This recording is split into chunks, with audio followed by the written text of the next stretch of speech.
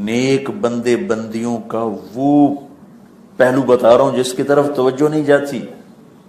پردہ دار عورتیں بے پردہ عورتوں کو ایسے دیکھتی ہیں کہ جیسے انسان نہیں ہے سامنے، جانور کھڑے ہوئے. بیچارے ذاکر نائک کو یہودیوں کا ایجنٹ بنا دے، کہ ٹائی پہنتا ہے، کوٹ پہنتا ہے، یہودیوں کا ایجنٹ، یہودیوں کا ایجنٹ. یا اللہ میری توبہ، اتنا تعصب، اتنی حقارت. ہزاروں آدمی جس شخص کے ہاتھوں کلمہ پڑ گئے، اور ایک آدمی کا کلمہ پڑھ لینا ساری کائنات کے مل جانے سے بہتر. یہودیوں کا ایجنٹ، یہودیوں کا ایجنٹ، ٹائی لگاتا ہے، کوٹ پہنتا ہے. اتنی تنگ نظری، اتنی تنگ نظری.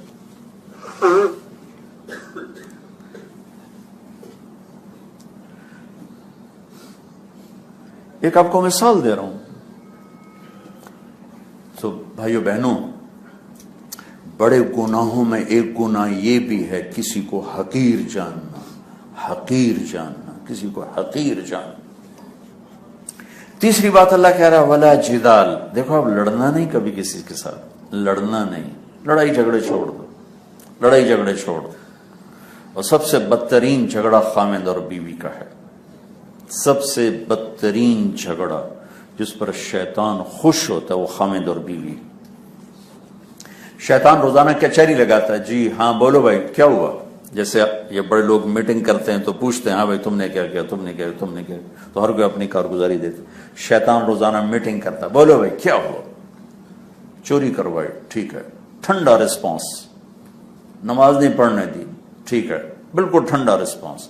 یہ کرایا، یہ کرا، سارے بڑے بڑے گناہ گنواتا ہے شیطان، گنواتے ہیں. وہ چپ کر کے بیٹھا رہتا ہے، ہاں ٹھیک ٹھیک ٹھیک. ایک لنگڑا شیطان کھڑے ہو کر کہتا ہے حضور میاں بیوی کو لڑایا، تو کم وقت اچھل پڑتا ہے کہ شاباش میرا پتر کم تو کرتے ہیں، اور آگا آ جائے. اس کو بلا کر سینے لگاتا ہے، اپنے پاس بٹھاتا ہے، پاس کہتا ہے کم بختو یہ کام کر کے تم کیا کر کے. تو سب سے بدترین جھگڑا وہ خامد اور بیوی کا ہے، اور سب سے اعلیٰ درجے کی صلح خامد اور بیوی کی. اگر خامد بیوی میں کوئی چخ ہو جائے، دنیا ہو ہی جاتی، اور پھر وہ صلح کر لیں تو میرا اللہ اس پہ اتنا خوش ہوتا ہے ان کے پچھلے سارے گناہ معاف کر دیتا. خامد بیوی کی صلح ہو جائے تو ان کے پچھلے گناہ، ان تعفوا وتصفوا وتغفروا فإن اللہ غفور رحیم. تو جھگڑے تو سارے چھوڑ دیں، لیکن یہ جھگڑا بہت اہم ہے، یہ گھر گھر میں ہو چکا ہے. اور آج کل ہماری نئی نسل چند دنوں بعد طلاق، چند دنوں بعد طلاق، کیونکہ برداشت ختم ہو گئی. اور زندگی برداشت سے چلتی ہے. زندگی برداشت کا نام ہے، منوانے کا نام زندگی نہیں، جھک جانے کا نام زندگی. میں جب بھی جاتا تھا نا، بہت اللہ نے ماشاءاللہ سفر کروائے مغربی دنیا کے، تو ہمارے جو وہاں مسلمان رہتے ہیں سب سے بڑا مسئلہ تھا بچوں کی طلاقیں، بچوں کی طلاقیں. آج شادی ہوتی ہے ہفتے بعد طلاق، آج شادی ہوتی ہے دوسرے دن طلاق. تو وہ بیماری بڑھ کے ہمارے دیس میں بھی آ چکی کہ نئی نسل چند دن برداشت کرنے کا نام نہیں لیتی، اور زندگی برداشت سے چلتی. زندگی کا سارا حسن ہی برداشت ہے. صبر، صبر دین کا وہ شعبہ ہے جس کے بغیر کوئی دین کا شعبہ مکمل نہیں ہوتا. جیسے پانی زندگی کا وہ جز ہے جس کے بغیر زندگی کا تصور ناممکن ہے، صبر دین کا وہ جز ہے جس کے بغیر دین کی کوئی شکل بھی ناممکن ہے. تو بھائی بہنوں، ہر قسم کے جھگڑے سے بچو، سہ جاؤ، پی جاؤ، چک جاؤ، عدالتوں میں مت جاؤ، برداشت کر جاؤ. میرے نبی کی ایک خوشخبری سنا تھا، ہاں اپنا حق لو صلح صفائی سے، نہیں ملتا لڑو نہیں، بس صبر، چپ کرو. کیا ہوگا، کیا ہوگا؟ اپنے نبی کی بات سنو. آپ نے مدینے والوں سے فرمایا میرے بعد تمہیں تمہارا حق نہیں ملے گا، کیا کرو گے؟ اور تلوار اٹھائیں، حق لیں. آپ نے کہا ایسے اچھی بات بتاؤں؟ کہا جی کیا؟ فرمایا کہ تم صبر کر لینا، حق کی لڑائی نہ لڑنا، صبر کر لینا، اور حوض کوثر پہ میرے پاس آ جانا، میں سارے حق اللہ سے پورے کروا کے دے دوں.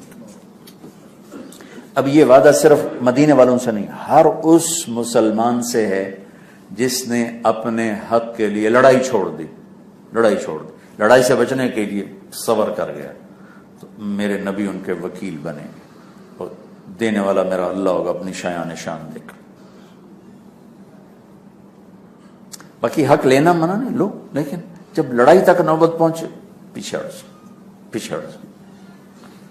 آپ نے فرمایا، اور دوسری خوش کا جو جھگڑا چھوڑ دے گا چاہے حق پر بھی ہو، جو جھگڑا چھوڑ دے گا چاہے حق پر بھی ہو، تو جنت کے سینٹر میں محل لے کر دوں گا، جنت کے درمیان میں محل لے کر دوں گا، اور جس کے اخلاق اچھے ہوں گے اسے جنت الفردوس میں گھر لے کر دوں گا، اور جو جھوٹ بولنا چھوڑ دے چاہے مذاق نہیں ہو اسے جنت کے کنارے پر گھر لے کر دوں گا۔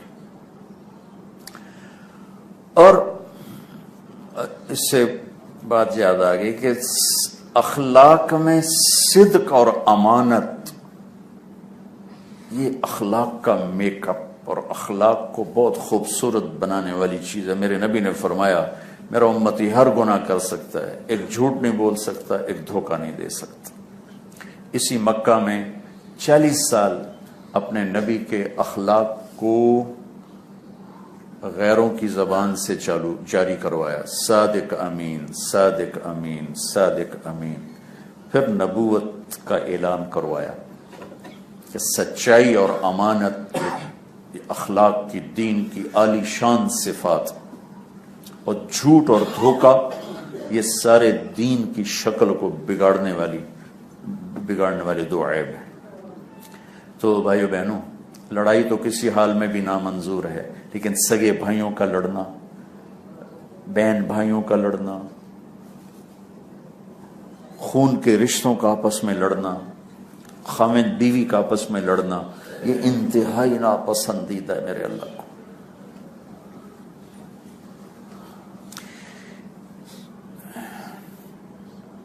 ایک روایت میں آتا ہے کہ جو یہ چاہے اس کی عمر لمبی ہو، کون نہیں چاہتا؟ بہت کم لوگوں سے سنا جی دعا کرو خاتمہ ایمان پہ، ورنہ 80 سال دے دعا کرو سے ادھی بادشاہی لبے۔ 80 سال گزار کے مانگنی چاہیے، آخری سانس تک صحت مانگو، آخری سانس تک مانگو کہ یا اللہ جتنے ہیں نا اچھے گزار دے، اچھے گزار۔ میرے نبی کیا کرے، جو یہ چاہے اس کی عمر لمبی ہو اور اس کے رزق میں اضافہ ہو تو اپنے رشتہ داروں سے اچھا سلوک کر۔ کیا عجب بات بتا رہے، جو یہ چاہے اس کی عمر لمبی ہو اور اس کے رزق میں اضافہ ہو، وہ رشتہ داروں سے اچھا سلوک کر۔ سگے بھائی آپس میں نہیں بولتے، بہن بھائی آپس میں نہیں بولتے، 30 سال شادی کو چکے ہیں، گالیوں سے ابھی تک باز نہیں آ رہے، چھوٹی چھوٹی باتوں میں گالیاں دیے جا رہے ہیں، بدتمیزی کیے جا رہے ہیں، بے عزت کیے جا رہے ہیں۔ بھائیو، دین ہمیں تکمیل اخلاق سکھاتا، اور حج میں آ کر یہ 3 چیزیں میں کور کر لوں، یہ ہماری مستورات کر لیں، آپ کر لیں، تو ہماری انسانیت کی تکمیل، ہمارے اخلاق کی تکمیل۔ زبان قابو میں آ جائے، کبیرہ گناہوں سے دامن بچا لیا جائے، کبھی ہو جائے تو توبہ کر لیں، لڑائی جھگڑا چھوڑ دیں، اور خاص طور پر خاوند اور بیوی کا تو، چونکہ چھوٹی چھوٹی باتوں پہ ٹکراؤ ہوتا ہے۔ میرے نبی نے 11 شادی، میں نے صبح بھی بتایا تھا، 11 شادیاں کی صرف ہمیں زندگی سمجھانے کی۔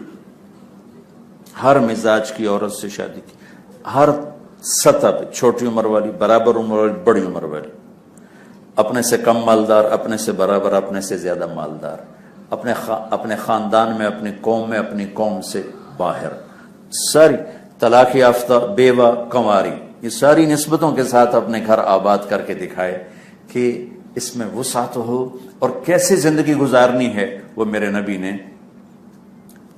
کر کے دکھایا کہ ہر جو قیامت تک آنے والی چیزیں ہیں نا، وہ میرے نبی نے ایسے ہائی لائٹ کر کے دکھا دی انسانی زندگی میں۔ عربوں میں دستور تھا، جاہلیت میں نا وہ عورتوں کو بہت مارتے تھے، بچیاں زندہ دفن کر دیتے تھے۔ جب مدینے میں معاشرت قائم ہو گئی اسلامی، تو ابھی عادات تو آہستہ آہستہ جاتے، تو عورتوں کی شکایت آنے لگی کہ ہمارے خامد ہمیں مارتے ہیں، ہمارے خامد ہمیں مارتے ہیں۔ آکے اماں عائشہ سے بات کی، اماں عائشہ نے لے کر نبی سے بات کی، آپ کا رنگ غصے سے سرخ ہو، آپ نے فرمایا لوگوں کو جمع کرو، سب لوگ جمع ہوئے، آپ نے ممبر پر کھڑے ہو کر فرمایا جو عورت پہ ہاتھ اٹھاتا ہے اس میں کوئی خیر نہیں، سب سے اعلیٰ درجے کا مسلمان وہ ہے جو بیوی سے اچھا سلوک کرتا ہو، اور میرا اپنی بیوی سے سب سے اعلیٰ درجے کا سلوک ہے۔